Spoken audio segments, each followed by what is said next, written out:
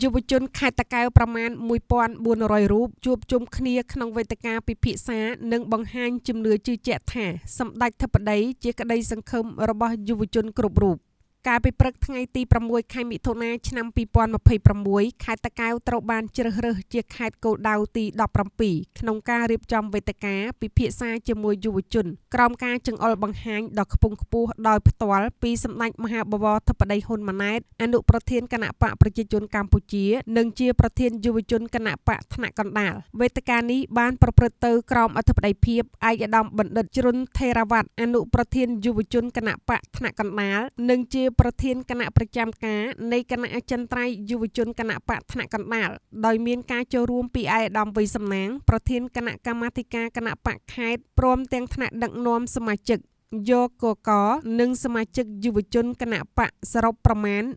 1400 រូបនាឱកាសនោះឯកឧត្តមបណ្ឌិតជ្រុនថេរវត្តបានគូបញ្ជាក់ថាយុវជនថ្ងៃនេះជាមេដឹកនាំនាថ្ងៃអនាគតដូច្នេះយុវជនម្នាក់ត្រូវមានជំនាញមួយយ៉ាងតិចត្រូវយល់ដឹងពីកម្មវិធីនយោបាយគណៈបកនិងមានជំនឿចិត្តយ៉ាងមុតមាំលើការដឹកនាំរបស់គណៈបកព្រមទាំងបានសង្កត់ធ្ងន់ជាថ្មីថាសម្ដេចធិបតីជាក្តីសង្ឃឹមរបស់យុវជនគ្រប់រូបមុននឹងបញ្ចប់ឯកឧត្តមបណ្ឌិតបានផ្ដល់អនុសាសន៍សំខាន់សម្រាប់យុវជនគណៈបកយកទៅអនុវត្តបន្តដោយសហការជាមួយគណៈកម្មាធិការគណៈបកថ្នាក់ខេត្តរៀបចំផែនការសកម្មភាពពង្រឹងរចនាសម្ព័ន្ធគ្រប់លំដាប់ថ្នាក់និងបំពាក់បំពន់សតិអារម្មណ៍នយោបាយឆ្ពោះទៅកាន់ការបោះឆ្នោតរួមកម្លាំងសាមគ្គីជាតិជាធ្លុងមួយការពារអធិបតេយ្យភាពនិងអត្តសញ្ញាណជាតិព្រមទាំងរួមគ្នាប្រឆាំងព័ត៌មានក្លែងក្លាយបំផុសជំនឿជឿជាក់លើការដឹកនាំរបស់សម្ដេចតេជោនិងសម្ដេចធិបតីក្នុងការដោះស្រាយបញ្ហាព្រំដែនកម្ពុជាថៃ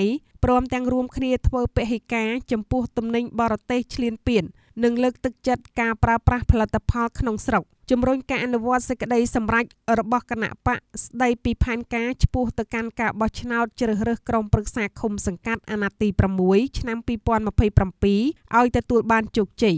សូមបញ្ជាក់ថាក្នុងរយៈពេល 4 ម៉ោងនិង 45 នាទីនៃអង្គវេទិកាប្រកបដោយបរិយាកាសផុសផុលយុវជនបានលើកឡើងនៅសំណួរនិងសំណូមពរជាច្រើនជុំវិញបញ្ហាសំខាន់មួយចំនួនរួមមានព្រំដែនវិបត្តិប្រេងពិភពលោកបញ្ហាគ្រឿងញៀននិងក្មេងទំនើងបញ្ហាដីធ្លីនិងការចេញប្លង់កម្មសិទ្ធិការងារអត្តសញ្ញាណកម្មនិងបញ្ហាឆបោកតាមប្រព័ន្ធអនឡាញបញ្ហាកសិកម្មសុវត្ថិភាពចំណីអាហារការអប់រំបណ្ដុះបណ្ដាលជំនាញនិងការចូលរួមរបស់យុវជនក្នុងការអភិវឌ្ឍប្រទេសជាតិរាល់កង្វល់ទាំងអស់ត្រូវបានផ្ដល់ការបកស្រាយយ៉ាងច្បាស់លាស់ម្ដងមួយចំណុចពីសំណាក់ឯកឧត្តមបណ្ឌិតជ្រុនថេរវត្តព្រមទាំងមានការចូលរួមបំពេញបន្ថែមពីឯកឧត្តមវៃសំណាងនិងថ្នាក់ដឹកនាំអចិន្ត្រៃយ៍យកកព្រមទាំងមន្ទីរជំនាញពាក់ព័ន្ធ